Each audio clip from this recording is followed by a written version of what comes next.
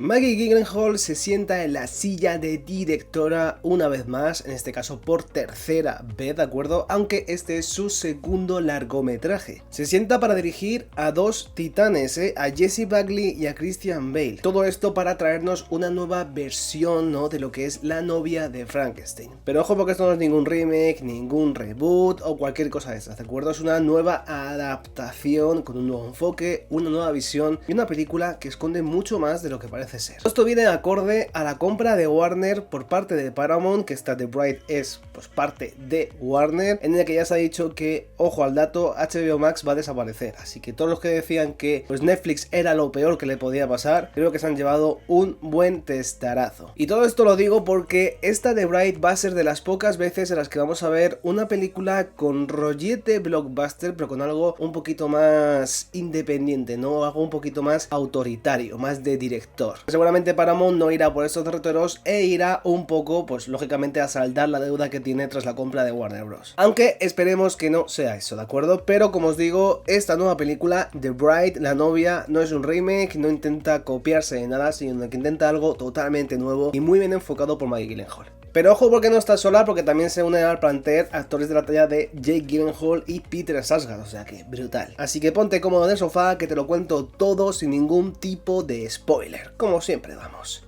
Antes de comenzar, déjate un like, suscríbete y activa la campanita para no perderte nada sobre el mundo del cine, las series y los videojuegos. Ahora sí, arrancamos. La película en sí toma como punto de partida la obra de Frankenstein, pero especialmente, de acuerdo, la adaptación de The Bride of Frankenstein, la novia de Frankenstein. Pero aquí, como os he dicho antes, no estamos en ningún contexto gótico, ningún contexto medieval, ¿de acuerdo? Estamos en la época industrial. Algo mucho más decadente, un realismo mucho más sucio y que la aleja muchísimo del romanticismo oscuro, ¿no? Pero también está un poquito aquí metido bastante bien. Y eso ya marca muchísimo la diferencia con las otras adaptaciones que hemos tenido de la novia de Frankenstein, porque no estamos ante ningún cuento, ¿no?, sino ante una alegoría, propiamente dicho. Y yéndome un poco a lo que es la base narrativa de la película, pues es bastante sencilla. Frankenstein se encuentra solo y pide ayuda para crear compañera, ¿no? En este caso, una mujer asesinada pues es devuelta a la vida, una mujer que no nace, que no crece y que tampoco elige en sí, porque está ensamblada como una función concreta, ¿no?, que es amar a Frankenstein. Pero la pregunta que plantea la película creo que es bastante brutal, porque puede existir cierta identidad cuando tu propósito está ampliamente impuesto. Y ojo, porque esto no nos lleva a ningún tipo de terror sobrenatural ni nada, sino que nos lleva un poquito más a la autonomía de cada uno. Pero hablemos de Jessie Buckley, ¿de acuerdo? Porque tras petarlo en Hamnet, que sin duda alguna es la mejor interpretación de lo que fue el 2025, Jessie Buckley construye un personaje básicamente desde el silencio, porque no es ningún personaje histérico, no es melodramático, sino que es mucho más contenido.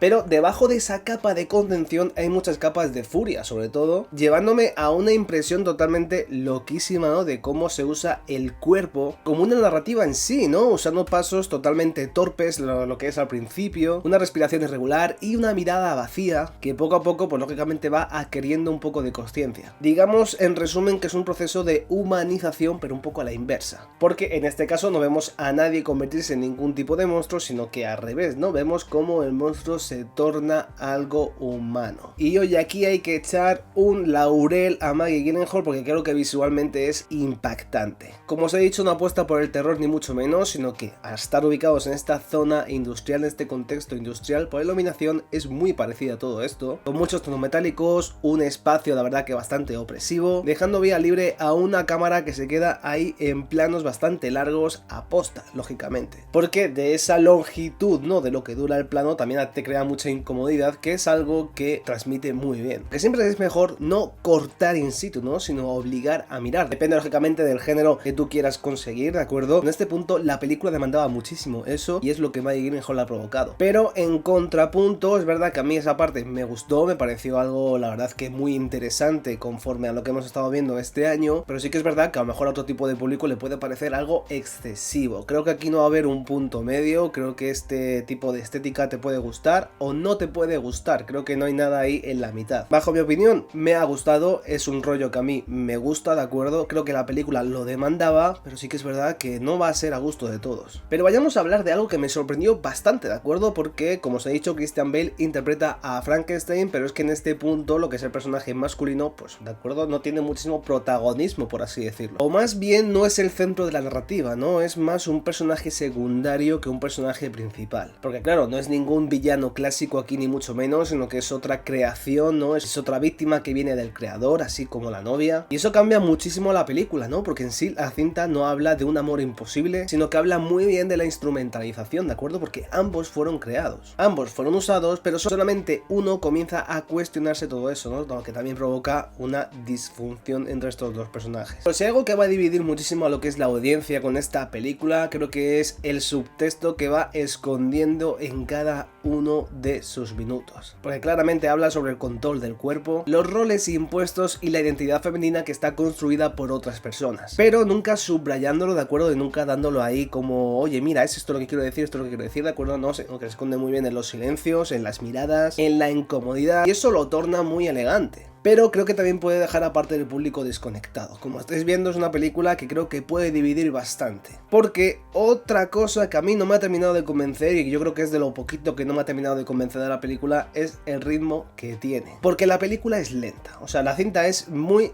lenta, ¿de acuerdo? Hay secuencias que podrían durar mucho menos, diálogos que se podrían acortar. Hay otros momentos donde el simbolismo creo que se estira demasiado. Un hecho provocado, creo, por una Maggie Gyllenhaal que está apostando muy fuerte por una atmósfera que, bueno, ella misma ha impuesto. Pero claro, también hay que pensar que no todo plano largo es profundo y que no todo puede funcionar por igual, provocando que en esta toma de decisiones, pues bueno, algunas escenas creo que pierden bastante fuerza por ese mismo exceso de duración. Y hablemos del final, ojo, sin spoilers, no voy a hacer ningún tipo de spoilers, ¿de acuerdo? Solamente os diré del final que no os esperéis algo épico, ni explosivo, ni nada. Es un final que es mucho más coherente con la película que, bueno, buscando un poco que se queda ahí en la mente de todos, ¿no? Con una gran explosión, una gran batalla, yo que sé, lo que os queráis pensar. Porque claro, el final es triste en sí, ¿no? Y no busca ningún tipo de shock, simplemente busca ser coherente con la historia que estaba tratando, que estaba contando. Y en ese punto creo que lo consigue. Así que os aviso que sí, la película es lenta y que tampoco os esperéis un final ahí explosivo. Porque The Bride o La novia no es una película de terror comercial ni mucho menos, es en sí una reinterpretación autoral, muy ambiciosa y también muy valiente. Y en eso hay que darle un aplauso gigante a Maggie Gyllenhaal. ¿Cosas que funcionan? Pues bueno, la reinterpretación inteligente que tiene del mito, que creo que lo hace muy bien para darle la vuelta y crear algo propio. La interpretación tan increíble de Christian Bale, obviamente, ¿no? De Jessie Buckley y tal, ¿no? Pero yo me voy a quedar con Jessie Buckley. Creo que tiene una interpretación soberbia. Esta actriz no tiene ningún tipo de techo, es increíble. Y bueno, la estética que tiene, ¿no? Con este Chicago en los años 30 y demás me ha parecido espectacular, sinceramente. Es una cosa que yo jamás pensé que hubiera quedado bien, pero la verdad es que ha quedado muy bien. Ahora bien, hay cosas que no funcionan, ¿de acuerdo? Como por ejemplo su ritmo irregular, su exceso de contemplación sobre sí misma y bueno, también el riesgo que tiene con la desconexión emocional con el espectador, como os he comentado. Entonces es una película que sí, lo que hace bien lo hace muy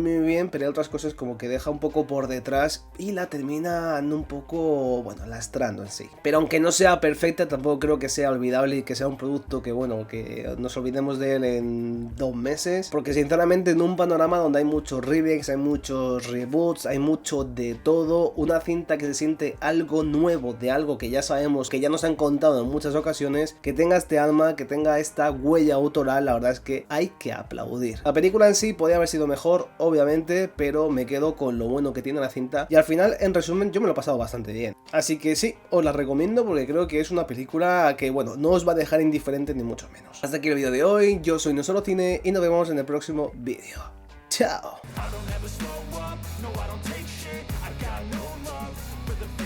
If you wanna play tough and wanna hate this, I'll always show up and make a statement.